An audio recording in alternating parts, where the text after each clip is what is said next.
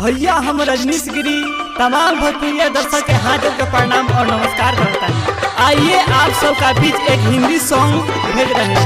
आशा और विश्वास है कि ये हिंदी गाना को आप जरूर सुनेंगे। मेरे आंसू के गिरते हैं धार साथिया,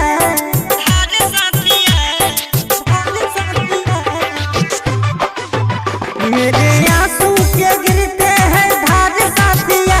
झूठा तू भी था झूठा तेरा प्यार साथिया, झूठा तू भी था झूठा तेरा प्यार साथिया। तुम भी रोते हैं आंसू की बौछार साथिया,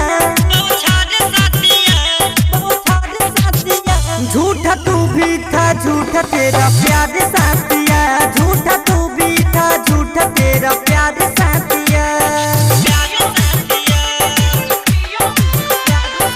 डीजे हरिओम बसंतपुर, डीजे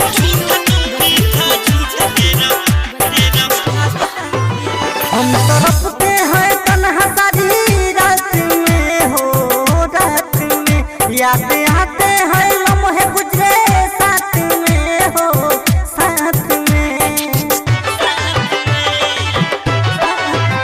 हम तरफते हैं तन्हा सारी रात में हो, रात में याद आते हैं लम्हे गुजरे साथ में हो, साथ में। तुम बेकर छीन खुशी का बहार साथिया, बहार साथिया।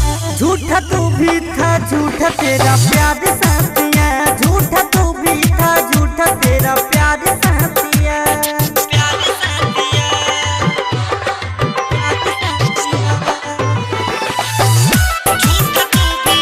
डीजे हरिओम बसंतपुर, डीजे हरिओम बसंतपुर। क्या बता